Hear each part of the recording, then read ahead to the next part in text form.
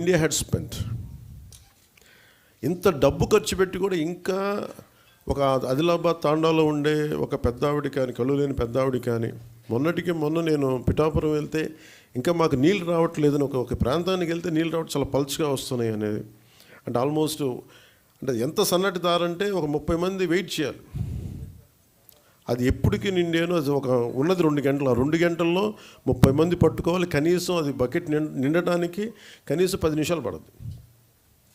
అంటే 55 లీటర్స్ అనేది మనం ఇచ్చినా కానీ ఆ వచ్చే ధార ఇవన్నీ ఇంజనీరింగ్ ఇష్యూస్, ఇవన్నీ వాటిని కూడా కరెక్ట్ చేయాలి. సో వీటన్నిటిని సమగ్రంగా అన్ని సమస్యల్ని పెట్టుకొని ఎలా చేయాలి దీనికి ముందుకనేది కృష్ణతేజ గారితో మన ప్రిన్సిపల్ సెక్రటరీ మన శశిభూషణ్ గారితో సంజీవ్ రెడ్డి గారితో వీళ్ళందరితో మాట్లాడి ఇది ఒక పరిష్కారం ఎతకాలి. ఎందుకంటే ప్రతిసారి డబ్బు ఖర్చు పెట్టేస్తున్నాం, ఇంటెండెడ్ రిజల్ట్ అయితే రావట్లేదు. ఇది ఒక బయట ఏముందంటే కేంద్రంలో కూడా చాలాసార్లు ఇది దుర్వినియోగం అవుతున్నాయి నిధులు. అండ్ అందుకని మీరు ఎలా చేస్తారనేది నన్ను సిఆర్ పాటిల్ గారు అడిగినప్పుడు ఐ గేవ్ మై కమిట్మెంట్. నేను పంచాయతీరాజ్ శాఖని తీసుకున్న తర్వాత దీన్ని బలోపేతం చేస్తాం. అలాగే rural water supply Jal Jeevan మిషన్ని చాలా బలంగా ముందుకు తీసుకెళ్తాం. అవసరమైన చోట ఇన్నోవేషను, అలాగే టెక్నాలజికల్ ఏమేమైతే మనం హెల్ప్ తీసుకోవాలి అవన్నీ తీసుకుంటాం. అందుకని దీన్ని పొడిగించమని కోరాను. 21కి ఇంకొక సంవత్సరంలో అయిపోద్ది, ఈ జనవరికి అయిపోద్ది. కానీ మేము పొడిగించమని కోరాం. అలాగే అదనంగా నిధులు కూడా కోరాం మేము. ఇది ఎందుకంటే మేము పెట్టుకుంది ఏంటంటే ఇది స్టేట్ నిజంగా సఫర్ అవుతుంది. నేను ప్రత్యక్షంగా ఎన్ని చోట్ల తిరిగాను. గత ప్రభుత్వం కనీసం ఫిల్టర్ బెడ్స్ తాలూకు ఇసుక మార్చాలి. అంటే ఒక 5 లక్షలు ఫిల్టర్ బెడ్స్ని కూడా మార్చాలి.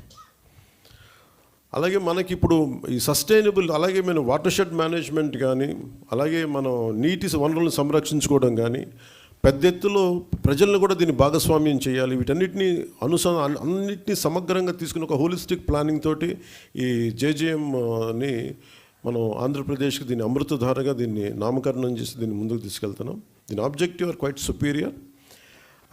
సో దీన్ని మీ ఆలోచనలు, మీ సలహాలు, అన్ని సూచనలు అన్నీ మాకు ఇస్తే మనందరం కలిసికట్టుగా దీన్ని ముందుకు తీసుకెళ్ళి ఈ సాయంత్రానికి ఒక పరిష్కార మార్గం, ఒక వర్కింగ్ మోడల్ సాధించేలాగా, మనం అనుకున్న ఆబ్జెక్టివ్ సాధించేలాగా ముందుకెళ్ళాలి. అందుకని మీ సలహాలు సూచనలు కావాలి. ఇది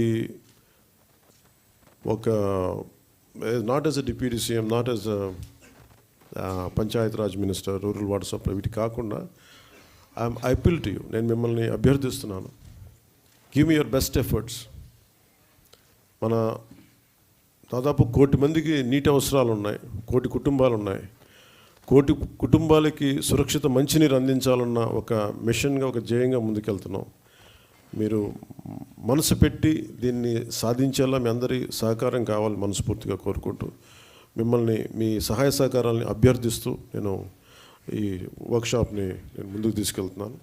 మళ్ళీ ఇది అయిపోయిన తర్వాత మీ సలహాలు సూచనలు తీసుకున్న తర్వాత మళ్ళీ సాయంత్రం మళ్ళీ మాట్లాడతాను. Thank you. ఈ స్టేట్ లెవెల్ వర్క్షాప్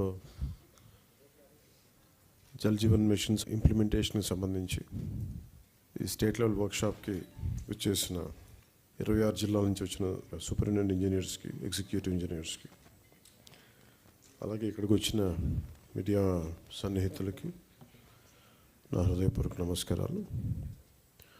వేదిక పైన నాతో పాటు ఆసీనులైన శ్రీ శశిభూషణ్ గారు, principal secretary, Panchayati Raj rural development, rural water supply, వారికి,